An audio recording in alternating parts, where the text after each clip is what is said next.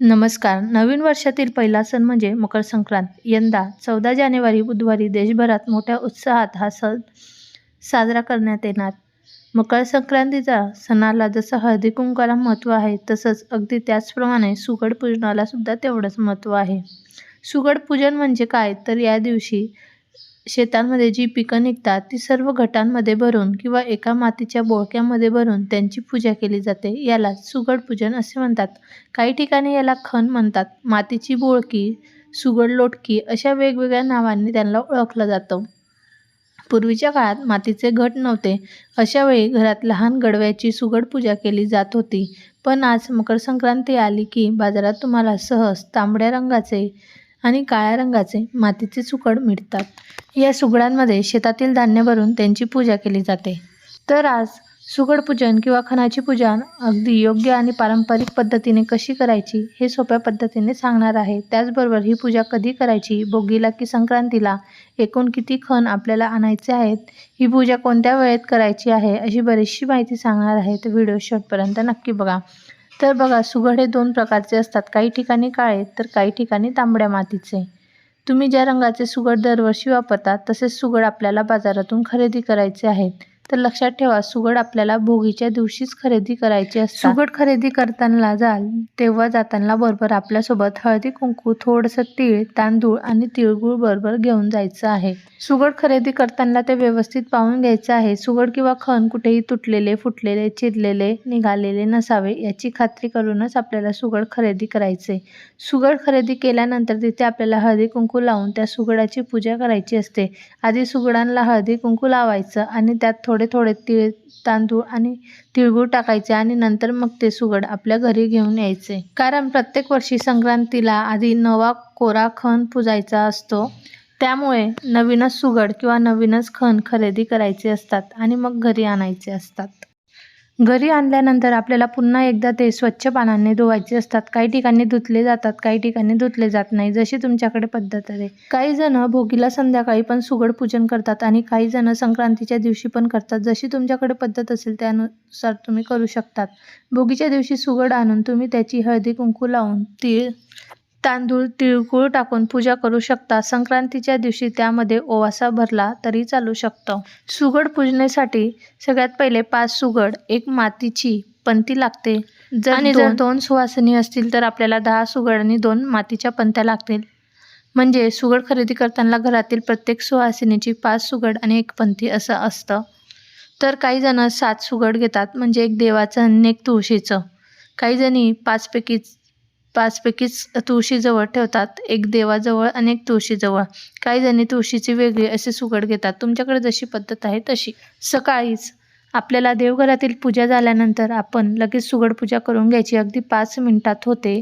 मोठे काळे किंवा लाल रंगाचे म्हणजे तांबड्या रंगाचे सुगड हे एका सुवासिनीसाठी 5 सुगड आणि 1 मातीची पंती, हरभरा, गाजर, ऊस, तीळ, शेंगदाणे, बोरं, तिळगुळ, हळदी कुंकू, गव्हाच्या लोंब्या आणि फुलं मार्केटमधून आधीच घेऊन यायची आहेत. सुगड पूजा करणार आहोत त्या ठिकाणी साहित्य जमा करून ठेवा. पाट किंवा चौरंग, लाल रंगाचा कपडा, दिवा, रांगोळी, तांदूळ, गहू, तिळगुळ, लाडू आणि सर्व बाजारातून आणलेले हे सर्व साहित्य एकत्रित ठेवा. आता सुगड पूजा कशी करायची? तर मकर संक्रांतीला लवकर उठून आंघोळ करून पाण्यात काळे तीळ घालून सूर्याला अर्घ्य द्यायचा. सूर्याची हळदी कुंकू वाहून पूजा करायची. नंतर या दिवशी महिलांनी नवे वस्त्र परिधान करून पूजा करावी. आता सर्वात आधी घरातील देवांची पूजा करून घ्यावी. नंतर ज्या ठिकाणी तुम्ही पूजा करणार आहात ती जागा स्वच्छ करून तिथे पाट किंवा चौरंग ठेवा.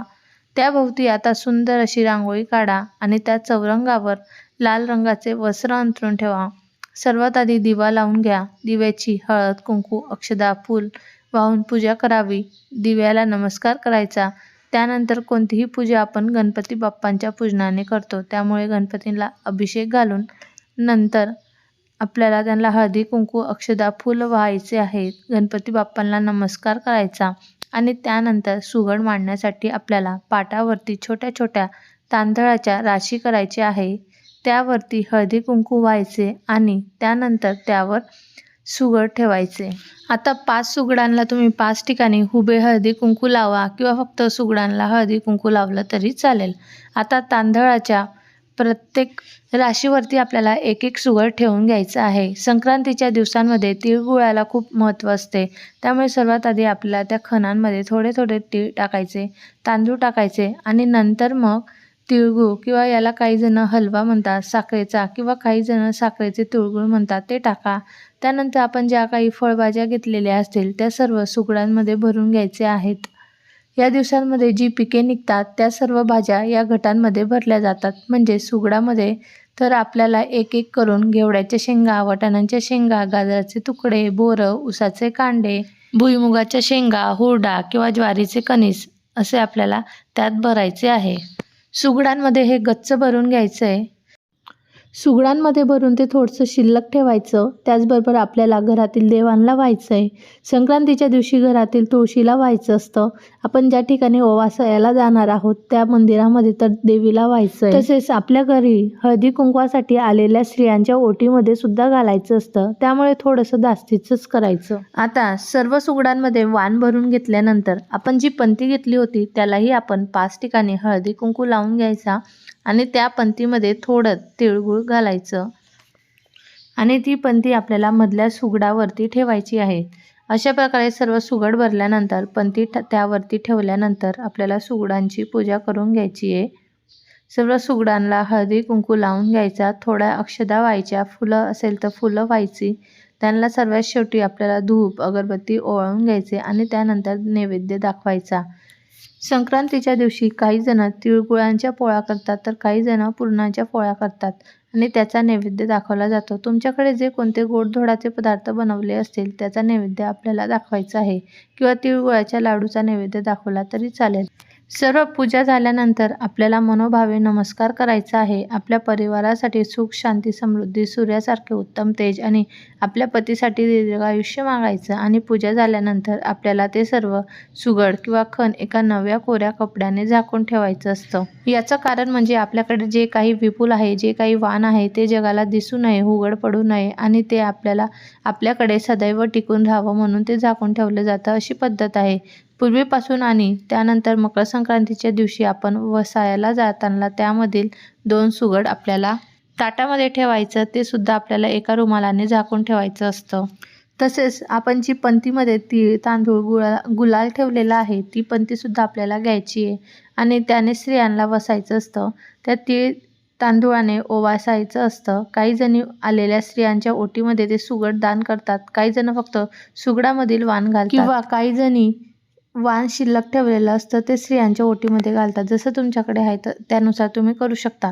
मंदिरात जाताना सुद्धा ते वाण घेऊन जायचं आहे आणि तेथील देवीला पण व्हायचं असतं. अशा प्रकारे ओवासायाला जाताना आधी देवघरातील देवांना आणि नंतर विठ्ठल रुक्मिणीला, त्यानंतर घरातील तुळशीला वसायचं असतं. आपण ज्या मंदिरामध्ये ओवासायला जाणार आहोत त्या देवीला वसायचं आणि नंतर मग स्त्रियांनी एकमेकींना वसायचं. आपल्यापेक्षा मोठ्यांना नमस्कार करायचा आणि वाण जर उरलेलं असेल तर आपल्याला घरी आलेल्या हळदी कुंकवासाठी स्त्रियांना त्यांच्या ओटीमध्ये घालायचं. हे सुगड आपण आपल्या पाशीच ठेवलं तरीही चालतील. यातील जो ओवासा आहे तो आपण गाईला खाऊ घालू शकतो किंवा दान करू शकतो किंवा स्त्रियांच्या ओटीमध्ये घातला तरी चालू शकतो. मकर संक्रांतीच्या दिवशी आपल्या जवळपासच्या मंदिरात, शक्यतो विठ्ठल रुक्मिणीच्या किंवा रामसीतेच्या मंदिरामध्ये स्त्रिया एकमेकींना ओवासायाला जातात आणि सर्व स्त्रिया तिथे पण हळदी कुंकवाचा कार्यक्रम करतात. त्यातून एक सुगड देवासमोर, एक सुगड तुळशीपाशीही ठेवतात. घरातील सर्व थोर मोठ्यांचा आशीर्वाद घेतात. काही ठिकाणी हे सुगड महिला नंतर 5 जणींना वाण म्हणून देतात, पण हे सुगड संक्रांतीच्या दिवशीच दान करतात किंवा वाण देतात. देवीच्या मंदिरातही काही जणी सुगड दान करतात. तर अशा प्रकारे आपल्याला सुगड पूजन करायचं आहे. व्हिडिओ पाहिल्याबद्दल तुमचे खूप खूप धन्यवाद.